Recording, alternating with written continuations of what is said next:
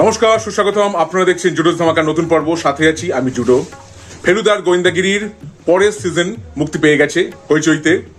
Streaming হচ্ছে এখন royal Bengal রহস্য। ফেলুদার এই রহস্য অ্যাডভেঞ্চার অবলম্বনে তৈরি হয়েছে এই সিরিজ।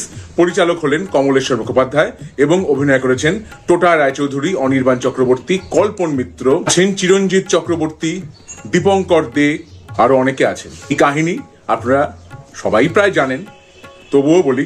ভুটান সীমান্তের কাছে লক্ষণবাড়ি এলাকার জমিদার বংশের মহিতোষ সিংহ রায়ের আমন্ত্রণে ফেলুদা এবং তোপসে লালমোহনবাবু একসাথে হাজির হয় সেখানে, এবং সেখানেই একটি রহস্যময় ধাঁধার সম্মুখীন হয় ফেলুদা। মুড়ো হয় বুড়ো গাছ, সেই বিখ্যাত ধাঁধা। এই ধাঁধার সাথে লুকিয়ে আছে সিংহরায় পরিবারের এক ইতিহাস, এবং চোখের সামনে আমরা যা দেখছি তা কি সত্যি, নাকি আছে অনেক রহস্য, ডার্ক এলিমেন্টস। মহিতোষ বাবুর দাদা দেবতোষ বাবু, তিনি অসংলগ্ন কথা বলেন বটে, কিন্তু অনেক সময় তা বলেন ধাঁধার মাধ্যমে, হেঁয়ালির মাধ্যমে। সেই হেঁয়ালির মধ্যে কি লুকিয়ে আছে কোনো সত্য? যুধিষ্ঠিরের রথের চাকা কেন মাটি ছুঁত না? ব্যক্তিগতভাবে ফেলুদার এই রহস্য অ্যাডভেঞ্চারটি আমার খুবই পছন্দের। 1974 সালে দেশ পূজাবার্ষিকীতে প্রকাশিত হয়েছিল এই উপন্যাস, এবং সিরিজ দেখে মনে হয়েছে সেই সময়কালকেই ধরেছেন পরিচালক। এই প্রসঙ্গে আরেকটা কথা জানিয়ে রাখি, শুরুতে সত্যজিৎ রায় যখন এই অ্যাডভেঞ্চারটি লিখেছিলেন তার কিন্তু অন্যরকম নামও তিনি ভেবেছিলেন। একটি নাম ছিল যেখানে বাঘের ভয়, এবং আরেকটি নাম ছিল ফেলুদার অরণ্যকাণ্ড। মূল কাহিনীতে রহস্য, রোমাঞ্চ এই ব্যাপারটা তো আছেই, আর আছে পৌরাণিক উদাহরণ থেকে ইতিহাসের গল্প, তাও আছে এই কাহিনীতে। কাহিনীটা অনেকবার করে আমার পড়া, আপনারাও নিশ্চয় বহুবার পড়েছেন। সেই জন্য কাহিনীটা মনের মধ্যে আমি যেভাবে দেখেছি, এটার যখন একটি অ্যাডাপ্টেশন হচ্ছে তখন আমার কিরকম মনে হলো। প্রথমেই বলি, 2011 সালে সন্দীপ রায় এই কাহিনী অবলম্বনে একটি ছবি তৈরি করেছিলেন, যেখানে সব্যসাচী চক্রবর্তী, পরাণ বন্দ্যোপাধ্যায়, বিভু ভট্টাচার্য আরো অনেকে অভিনয় করেছিলেন। সেই ছবিটি হইচইতে তো আছেই, কারণ SVF এর প্রোডাকশন। এবারে আবার ফিরি এই ওয়েব সিরিজের কথায়। এই ওয়েব সিরিজের শুটিং হয়েছে উত্তরবঙ্গে এবং সুন্দরবনেও শুটিং হয়েছে। তবে VFX, বিশেষত একটি দৃশ্য আছে যেখানে লালমোহনের সঙ্গে সাপের একটা ইন্টারাকশন আছে, সেইখানে VFXটা আরো ভালো হতে পারত। একটি দৃশ্য আছে যেখানে দেবতোষ বাবু মানে দীপঙ্কর দে সংস্কৃত শ্লোক পাঠ করছেন, বাইরে দেখানো হচ্ছে বৃষ্টি পড়ছে। দৃশ্যটা দেখতে খুব ভালো লেগেছে, কিন্তু বৃষ্টির ফোঁটাগুলো দেখে বোঝা যাচ্ছিল সেগুলো VFX এর মাধ্যমে তৈরি। এবার আসি অভিনয়ের কথায়। এই ওয়েব সিরিজে সবচেয়ে যার অভিনয় আমার ভালো লেগেছে তিনি হলেন দেবতোষ বাবুর চরিত্রে দীপঙ্কর দে। বহুদিন বাদে তাকে দেখলাম এবং তার অভিনয় সত্যি খুব ভালো লেগেছে। আর ব্যক্তিত্ব, উপস্থিতি, স্তোত্রপাঠ ইত্যাদি খুবই ভালো লেগেছে। চিরঞ্জিত চক্রবর্তীকে মহিতোষ সিংহ রায়ের ভূমিকায় খুব ভালো মানিয়েছে, তার অভিনয় খুব ভালো লেগেছে, তার চেহারাটা একদম মানিয়েছে।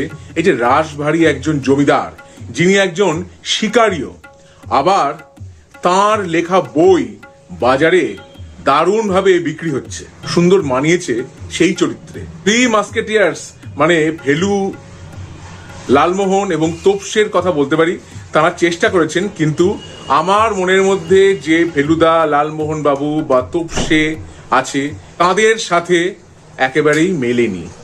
টোটা রায়চৌধুরী ভালো অভিনেতা, বহু বছর ধরে তিনি অভিনয় করছেন, কিন্তু ফেলুদার ভূমিকায় তাকে মানাচ্ছে না। আর কল্পন মিত্রকে তোপসের ভূমিকায় মানায়নি, এবং লালমোহন বাবু মানে অনির্বাণ চক্রবর্তীর ক্ষেত্রেও একই কথা প্রযোজ্য।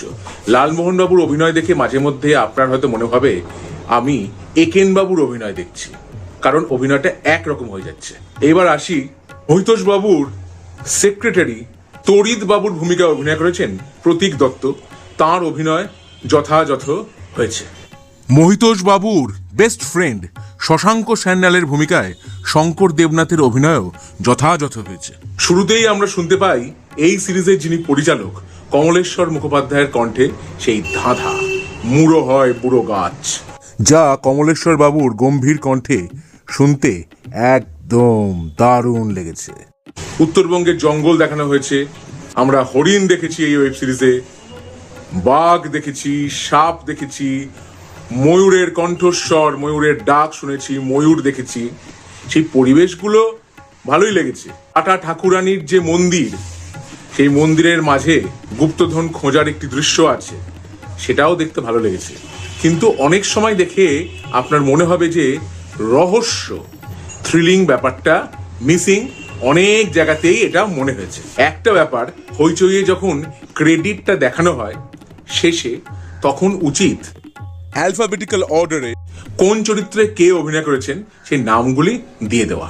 এটা উচিত। এটা মাধবলাল জি বা পুলিশ অফিসারের চরিত্রে যারা অভিনয় করেছেন, বা বাড়ির যিনি গৃহ পরিচারক, এইসব ভূমিকায় যারা অভিনয় করেছেন তাদের অভিনয় তো যথাযথ হয়েছে। এবার কে কোন ভূমিকায় অভিনয় করেছেন সেইটা কিন্তু নামটা দিয়ে দেওয়া উচিত।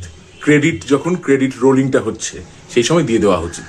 এই অন্যান্য ভূমিকায় অভিনয় করেছেন সন্দীপ ভট্টাচার্য, অলোক সান্যাল, অশোক বন্দ্যোপাধ্যায়, চন্দন ঘোষ, ভাস্কর দত্ত, সুমিত রায়, সুশান্ত ভট্টাচার্য, মালব পি ঘোষ, ঋষান চক্রবর্তী এবং আয়ুধ মিত্র। এই ওয়েব সিরিজের ডিওপি হলেন রম্যদীপ সাহা এবং সম্পাদক হলেন সংকল্প ভৌমিক। সিরিজের সুরের দায়িত্বে আছেন শুভদীপ গুহ। মাঝে মাঝেই একটি সুর শোনা গেছে যেটা রবীন্দ্রসঙ্গীত বাজে করুণ সুরের ওপরে আধারিত। আরেকবার শোনা গেছে, আরেকবার না বেশ কয়েকবার, যেহেতু অরণ্যের ওপরে এই ফেলুদার কাহিনীটি তৈরি হয়েছে, সেইটিও শোনা গেছে। সেটি হলো রবীন্দ্রসঙ্গীত ছায়া ঘনাইছে বনে বনে। আর মিউজিকের মধ্যে সব জায়গাতে পিলু রাগের একটা ছোঁয়া আছে, ঠুংরির যে ভাবটা, সেইটা। রবীন্দ্রসঙ্গীত যেই করুন, যিনিই করুন, যেমন শুনতে ভালো লাগে, তেমনি সত্যজিৎ রায়ের এই কাহিনী, ফেলুদার কাহিনী, যেই করুন, যিনিই করুন, যারাই অভিনয় করুন, ভালো লাগে। ওভারঅল দেখবার পরে ভালো লাগে। 7 পর্বের এই ওয়েব সিরিজ দেখবার পরে মনে গুঞ্জরিত হয়। তাহলে রয়্যাল বেঙ্গল রহস্য দেখে আমার কি অভিজ্ঞতা, আপনাদের সঙ্গে আমি তা ভাগ করে নিলাম। আমার ভিডিও যদি আপনাদের ভালো লেগে থাকে তাহলে অবশ্যই লাইক করুন, শেয়ার করুন, সাবস্ক্রাইব করুন আমার চ্যানেল, এবং আমার ফেসবুক পেজ জুডোস ধামাকা, সেটাকেও লাইক করুন, ফলো করুন। পরের পর্বে ফিরছি নতুন কোনো চমক নিয়ে, নতুন কোনো ধামাকা নিয়ে। হ্যাস্টা লা ভিস্টা, জুডোস ধামাকা, লেটস ডু দ্য ধামাকা।